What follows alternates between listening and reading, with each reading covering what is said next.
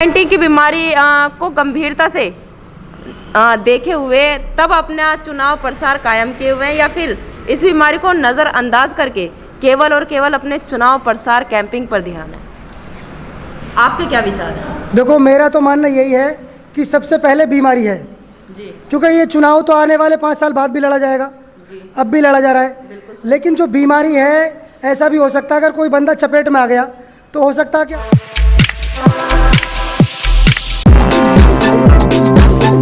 For information on the news around you, keep watching Face Talk YouTube channel. Subscribe to the latest news and press the bell icon.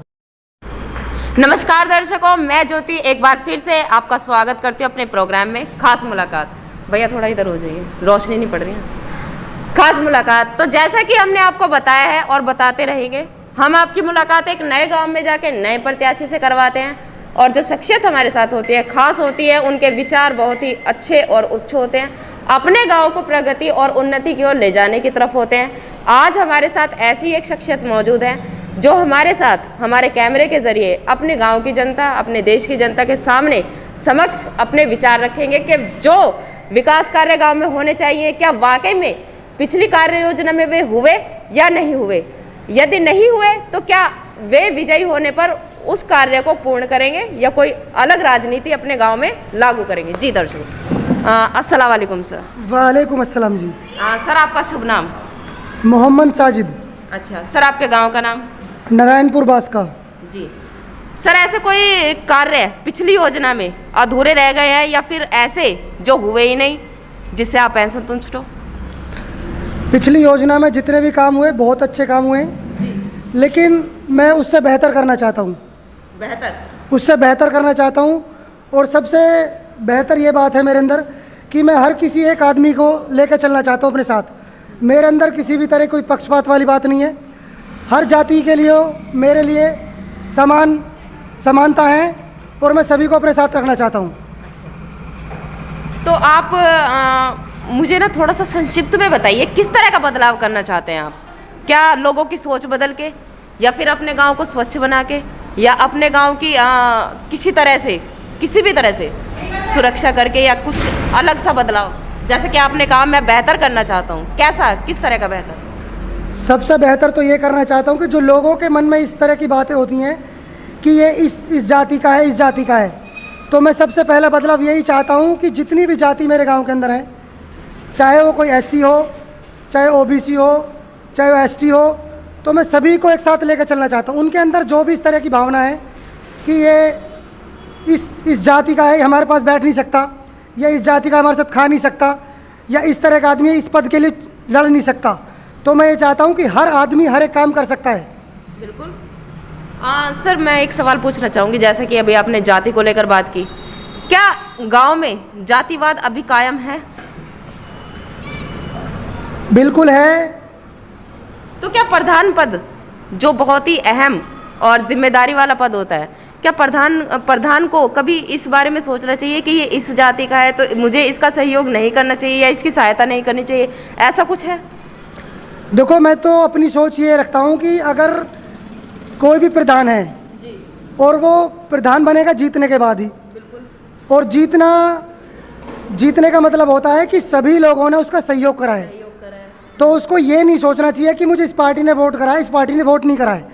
उसको ये सोचना चाहिए जब मैं विजय हो चुका हूँ तो मुझे सभी पार्टियों ने वोट करा है। पूरा गांव अपना है, एक परिवार है, पूरा गांव अपना है, हर एक गांव का आदमी अपना है, पूरा एक परिवार की तरह पूरे गांव को लेकर चलना चाहिए उसको जी। और इस तरह की कोई बात नहीं होनी चाहिए कि इस बंदे ने मुझे वोट नहीं करा तो मैं इसका कोई काम नहीं करूँगा। ये बहुत जगह देखा है सर, मैंने यही बात आपसे करने वाली थी कि जिस एरिया के जनता ने गाँव की वोट नहीं दिया और वो जो प्रत्याशी था प्रधान पद पे नियुक्त हो गया है, तो उस प्रधान ने उस एरिया का काम ही नहीं करवाया, ऐसा क्यों? वो एक थिंक होती है ना, अपनी अपनी सोच, तो उनकी थिंक में कहीं ना कहीं इस तरह की बातें होती हैं कि इस कैंडिडेट ने या इस वोटर ने मुझे, इस कैंडिडेट के इन वोटरों ने मुझे वोट नहीं डाला तो मैं इनका काम नहीं कराऊंगा। अच्छा, ये डिवाइड एंड रूल होता है, मतलब इनको बांटो, कि इनको छोड़ ही दो, जिसने मेरे लिए करा मैं उसके लिए करूँगा। लेकिन हम जो करेंगे बिल्कुल निष्पक्ष राजनीति करेंगे, और राजनीति नहीं करेंगे, हम जो काम करेंगे वो भाईचारे के लिए करेंगे कि सभी हमारे हैं और सभी के लिए हमें काम करना है। जिसने वोट डाला उसको भी, जिसने वोट ना डाला उसको भी। काम सभी के लिए होगा, बिल्कुल निष्पक्ष काम होगा। सर मेरा एक छोटा सा सवाल और बहुत अहम, जनता आपको वोट क्यों दे? जैसे कि आपने मुझे अभी बताया कि मैं कुछ हटके करना चाहता हूँ, फिर भी ऐसा क्या है आप में जो आपको ये लगता है कि मैं सब कुछ हटके कर पाऊंगा और जनता आप ही को वोट दे? ऐसा क्या करेगी? ये लोगों का क्या किया है पहले मैंने कुछ नहीं किया लोगों के लिए जी, लेकिन अब मैं करना चाहता हूँ और ये विश्वास मैं दिला रहा हूँ और इसी विश्वास के ऊपर मुझे वोट मिल रही है। लोगों का प्यार सहयोग सिर्फ इसी वजह से मिल रहा है कि उनको लग रहा है कि ये जो कैंडिडेट है ये हमारे लिए लड़ेगा, हमारे लिए काम करेगा, हमारे सुख दुख में हमारे काम आएगा। अच्छा, ये विश्वास है वोटरों का, विश्वास है। इसी विश्वास के ऊपर मैं ये प्रधानी पद का जो पद लड़ रहा हूँ, इसी विश्वास के ऊपर लड़ रहा हूँ। जनता के लेकर और जनता के हित में ही लड़ेंगे। बेशक जी। तो सर मेरा आखिरी और अंतिम सवाल, एक तरफ कोविड-19 और एक तरफ 19 की बीमारी को गंभीरता से देखे हुए तब अपना चुनाव प्रसार कायम किए हुए हैं, या फिर इस बीमारी को नज़रअंदाज करके केवल और केवल अपने चुनाव प्रसार कैंपिंग पर ध्यान है?